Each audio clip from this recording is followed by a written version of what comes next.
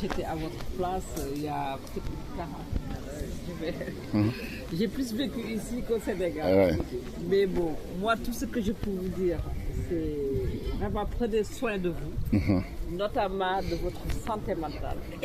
Parce qu'on néglige quelque chose qui est pour moi assez important. Je ne sais pas qui l'a dit, mais l'exil est un traumatisme. Tout à fait. Et ça, je pense que quand on vient d'arriver, on ne s'en rend pas compte. Parce qu'on se dit waouh, etc. Ça fait longtemps qu'on attend. Boum.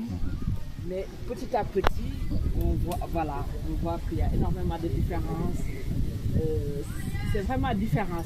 Vous n'êtes plus au Sénégal, vous êtes là. Et les premières années, pensez à vous. Ne pensez pas à vos familles que vous avez laissées là-bas. Parce que moi, quand je suis arrivée en France, c'était dans les années 80. Au début, j'ai eu du mal, j'étais inscrite à l'université, mais je devais travailler à côté.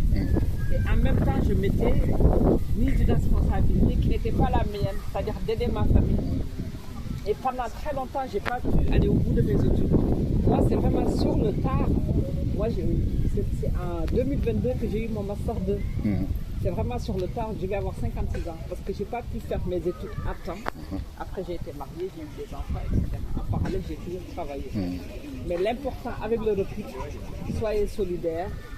Vous avez la chance, nous sommes là. La plupart d'entre nous, ça fait des années et des années qu'on est là. On a des postes, voilà. On ne peut pas vous promettre la lumière, on ne peut pas vous aider financièrement. Mais on a des réseaux.